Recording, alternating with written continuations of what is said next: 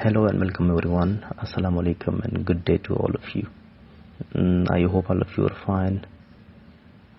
This week we'll be talking about a lost generation, Jay's age, roaring 20's in the Harlem Renaissance. So let's move on.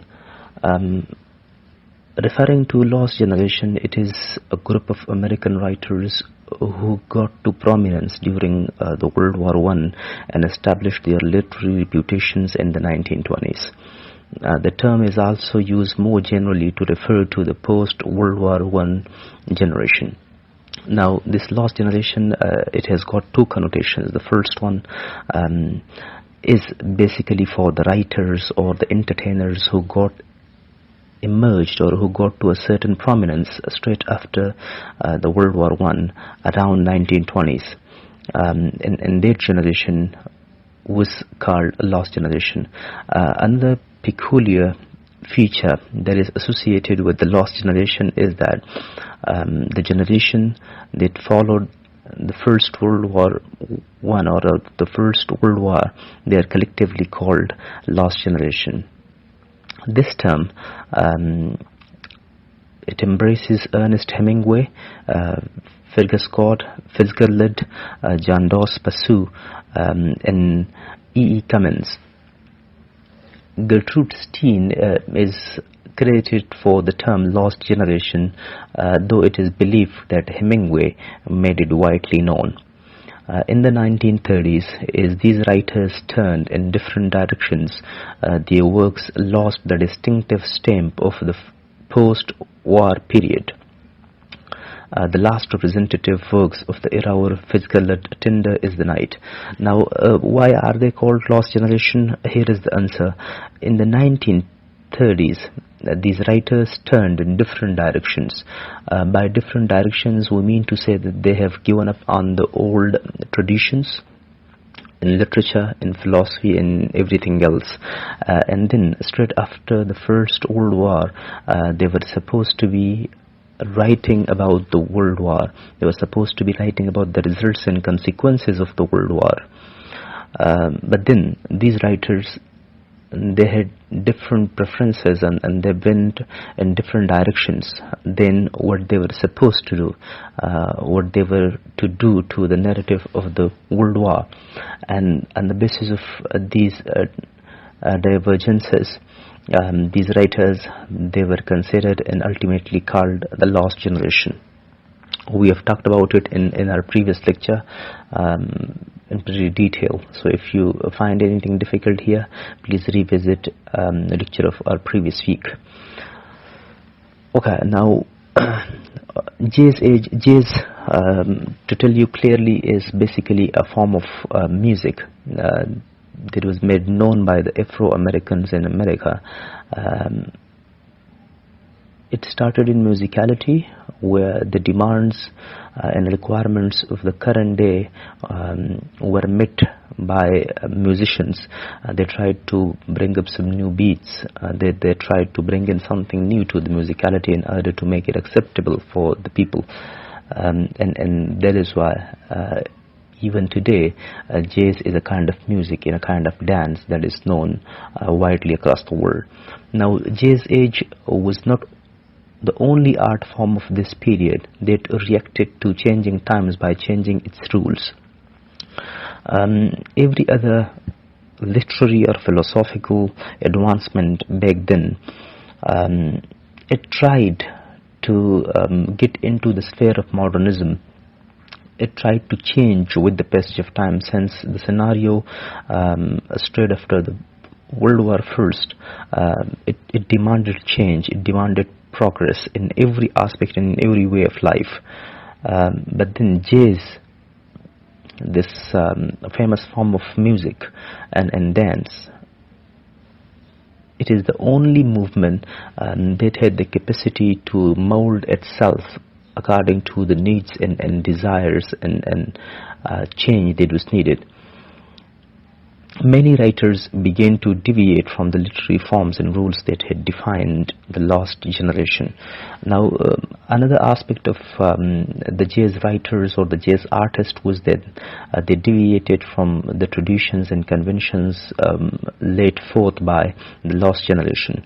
The lost generation, the one that we have talked about, they had their specific aura, but then the jazz age, it was specifically the predecessor of the lost age, but it did not go the way the lost generation went about its business. For more information on jazz age, you have to go back and see what we have talked about regarding modernism in our previous lecture. Now, the jazz age is defined as a cultural movement. This is the first thing that you need to remember. In fact, most of the movements that we see in literature or in philosophy, they have got cultural roots, and then they have got financial and social features to look for as well. Although this jazz age, it influenced every aspect of the art and literature in the period, the effect that it had on cultural ideals and norms was greater. We do not deny that this jazz age, it didn't have any influence on art and literature, but then the cultural ideals it had challenged, or the cultural ideals it had tried to change, that was mammoth, that was huge. So it must be regarded as one of the feature of the jazz age. It forced people to question the ideas that they had about what was appropriate, normal, and to be desired. Jazz age was preferably the first movement in the American literary history where it tried to give this quality of self-doubt to people. It gave people the capacity to question things, to question the ideas that they have had earlier. It was for the very first time the jazz age tried to revolutionize the minds of the people, specifically the American people.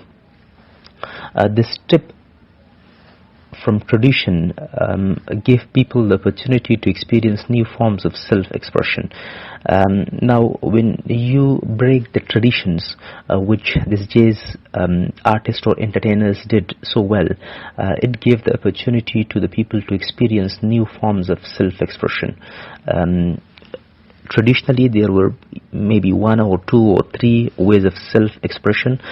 You had got so many boundaries and limitations in self-expression as well, so you have to be really, really careful. This was for the very first time that the jazz age entertainers and writers, they gave people the power and strength to question things and to come up with new forms of expressions. The women's rights movement had been established in 1848 at Seneca Fall, New York, yet in 16 years they had been unable to advance their cause. Now, we've talked about all other movements in American history, but this is preferably the time, or this is preferably something the jazz entertainers did it for the very first time, gave this idea or education about the women's rights. But as we see that in the 60 years, those members of the women's rights movement, they had been unable to make any kind of progress in their cause or in their movement. Okay, now the jazz age was epitomized by a new cultural identity defined by liberal ideas, radical self-expression, and newfound wealth. The jazz age truly was a unique time in American history. This is pretty much important, and this pretty much sums up our discussion on jazz age. The jazz entertainers, they introduced liberal ideas. They were not biased, they were not partial in their observation, in their judgment. In fact, it was for the very first time that these jazz artists, they introduced liberal ideas, the ones that were above, the cultural traits and religious elements of a specific nation. And then by radical self-expression, we mean to say, a kind of self-expression where you don't have to hold anything back, where you have to speak openly. And then, of course, newfound wealth. The Jazz Age truly was a unique time in the American history, so we cannot ignore the Jazz Age in the American history, specifically for its uniqueness and genuineness. Now talking about the Roaring 20's.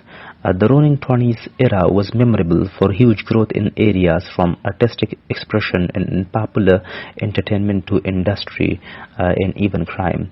Now by the Roaring 20's, we basically mean an era where there was a huge expansion in the artistic expression of the American people, then from the entertainment industry to the mechanical industry and even crimes. They were roaring, as the title would suggest. The 1920s saw an explosion of industrial growth in the United States as World War I veterans returned to the labor force. Now, the soldiers or the people who had been there for fighting World War I, when they return, with their return to the America, the industrial growth in America, it started progressing leaps and bounds.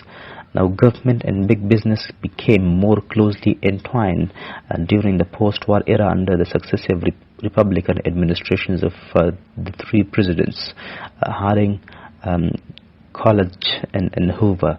Now these three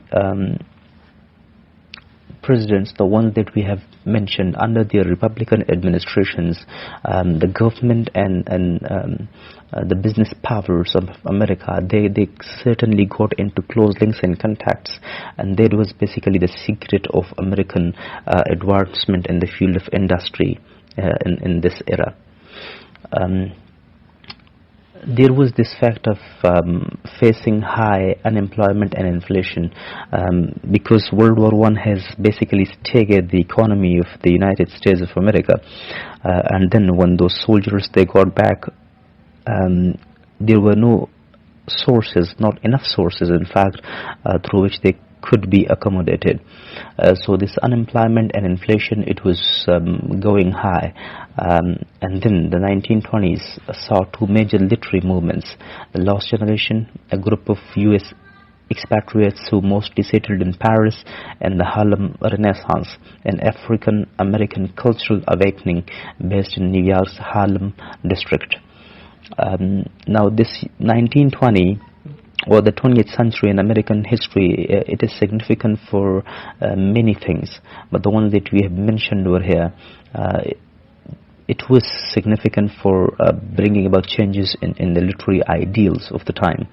The Lost Generation was there, then Harlem Renaissance took place, the Jazz Age, it got itself introduced, and then the Roaring 20s, it was holding grounds as well.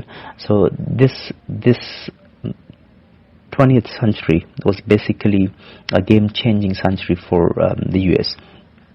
Now, coming back to what we have discussed earlier, so radio, jazz music and Hollywood films flourished as the popular entertainment of the era. Now radio and then jazz music, the one that we have discussed in the beginning, and Hollywood films for the very first time flourished as a popular entertainment of the time. Okay, now coming towards the Harlem Renaissance, Harlem Renaissance is a blossoming 1918 to 37 of African American culture, particularly in the creative arts and the most influential movement in African American literary history, embracing literary, musical, theatrical, and visual arts.